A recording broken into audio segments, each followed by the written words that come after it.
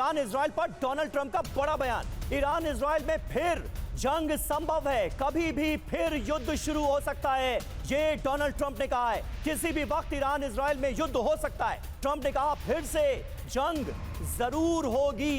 ये Donald Trump का सबसे बड़ा और ताजा बयान।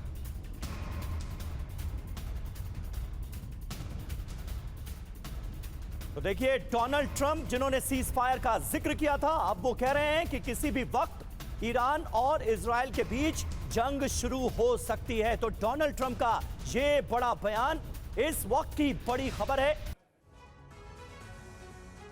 तो देखिए, ईरान युद्ध का दूसरा चरण शुरू होगा। ट्रंप ने क्यों कहा फिर जंग होगी? पहली वजह, ईरान फिर परमाणु कार्यक्रम शुरू करेगा। दूसरी वजह, ईरान के संवर्धित यूरेनियम को नुकसान नहीं पहुंचा है। यानी अमेरिका ने जो ईरान पर हमला किया था उसमें यूरेनियम को ईरान के नुकसान नहीं पहुंचा है।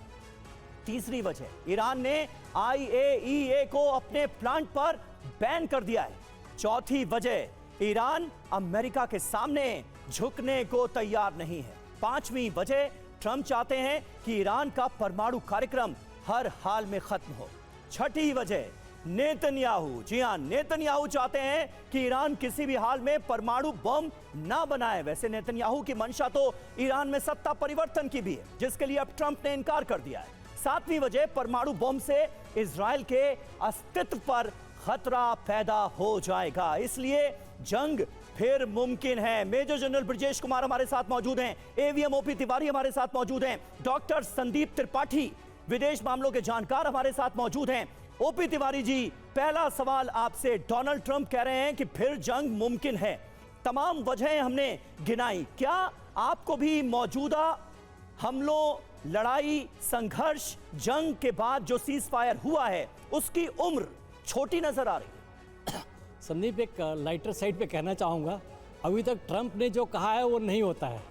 हो सकता है इस संदर्भ में कहा हो कि युद्ध अब शुरू होने वाला है, इसका मतलब ये भी हो सकता है युद्ध बंद हो जाए। लेकिन देखिए, कुछ समय लगेगा। अगर दोबारा युद्ध होता है तो इजराइल के लिए सबसे बड़े है उसका एयर डिफेंस को पूरी तरीके से रिप्लेनिश करना। बहुत डिस्ट्रक्शन हो चुका है, उसको पहले इकट्ठा करेगा तभी इजराइल युद्ध शुरू कर सकता है। उसी समय ईरान के लिए भी समय चाहिए उसको लॉन्चर्स तैयार करने के लिए।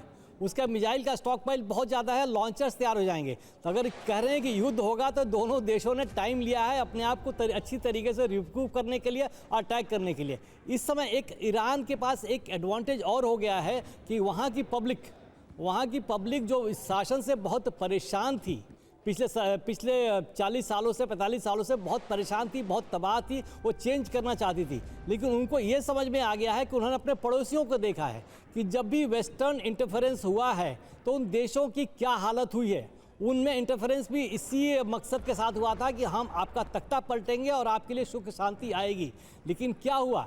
इराक में देखिए, लीबिया में देखिए, सीरिया में भी देखिए, अफगानिस्तान में भी देखिए। ये सब देख के ईरान के लोगों को ये लग रहा है कि हम घर में परेशान अवश्य हैं, लेकिन चारों तरफ आग फैली हुई है, तो हम जाएंगे कहाँ? तो अभी अगर युद्ध होगा तो ईरान के लोगों का फुल सपोर्ट मिलेगा। जिस तरीके से मोसाद ने अपने एजेंट्स को खड़ा कर रखा था हर जगह और वहाँ से अटैक करने में सक्सेसफुल हो रहे थे, इसमें अवश्य काफ़ी हद तक कमियाँ आएंगी। और इनके पास ईरान के पास स्टॉक पाइल बहुत ज़्यादा है, खाली लॉन्चर्स खत्म हुए हैं। और दूसरी बात इजराइल के पास सप्लाई कंटिन्यूस है, लेकिन जिस तरीके से मिसाइल लॉन्च हो रही थी, इनका एयर डिफेंस बहुत तेज़ी से डिप्लीट हो रहा था। एक बात और कहना चाहूँगा, जो एयर डिफेंस की मिसाइल होती है और जो नॉर्मल मिसाइल ईरान फायरिंग कर रहा था, उसमें कॉस्ट 6 टाइम्स का डिफरेंस होता है। एयर डिफेंस करने वाली जो मिसाइल होती है वो 6 टाइम्स महंगी है। तो ये इजराइल के लिए बहुत महंगा पड़ रहा था, प्लस छोटा देश है। अब जहाँ भी स्ट्राइक कर रहे थे, इनकी इकोनॉमिक एक्टिविटीज़ बिल्डिंग्स में ही है। लेकिन पिछले 1-1.5 साल से ना उनकी इकोनॉमिक एक्टिविटी चल रही है, ना एग्रीकल्चर चल रहा है, तबाही तो ऑल राउंड है। तो इसको देखते हुए बिल्कुल, यानी कि अगर मिलिट्री के लिहाज से देखें और इकोनॉमिकली देखें, दोनों तरीके से एग्जॉस्ट भी हो रहे थे। ये दबाव ईरान और इजराइल दोनों पर भी है। लेकिन सवाल यही है कि जो बात ट्रंप कह रहे हैं वो क्या वाकई में हकीकत हो सकती है कि कभी भी युद्ध हो सकता है आने वाले समय में?